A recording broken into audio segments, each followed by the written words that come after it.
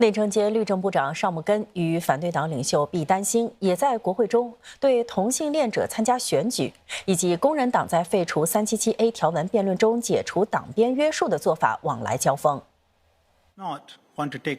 尚穆根在总结辩论时指，工人党内部辩论后没有对废除377A 条文和相关修宪达成一致立场。如果有朝一日主政，那又将如何运作？引发了他和工人党秘书长的一番交锋。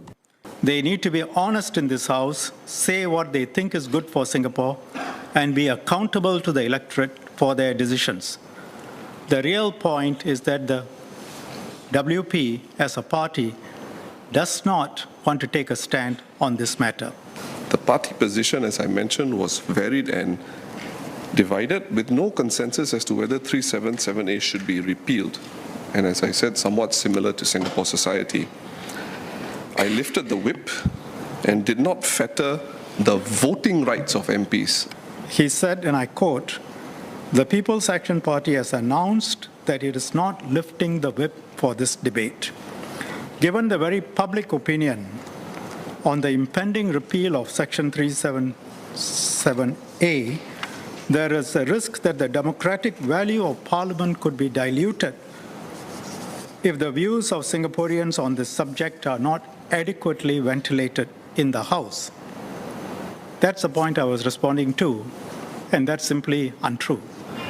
I said not lifting the whip would deny Workers' Party MPs not in favour of the repeal of 377A the opportunity to vote freely, and in doing so to also represent Singaporeans who see this issue as a matter of deep religious belief and conscience. But the minister is not wrong when he says, even though the whip is not lifted, it's entirely true that members can speak freely. I don't dispute that, Minister. 两人过后也针对同性恋、双性恋和跨性别者等人参加选举持什么立场再度过招。In view of the speeches made by PAP MPs over the last 2 days and the call for any change on the definition of marriage to be a political question, can I confirm the PAP's position with regard to LGBTQ plus candidates standing in general elections? I'm not the Prime Minister or the Secretary General of the party, but my personal view is that anyone who is not a criminal and who is of good character and of sound mind and who can work for the residents ought to be able to stand for elections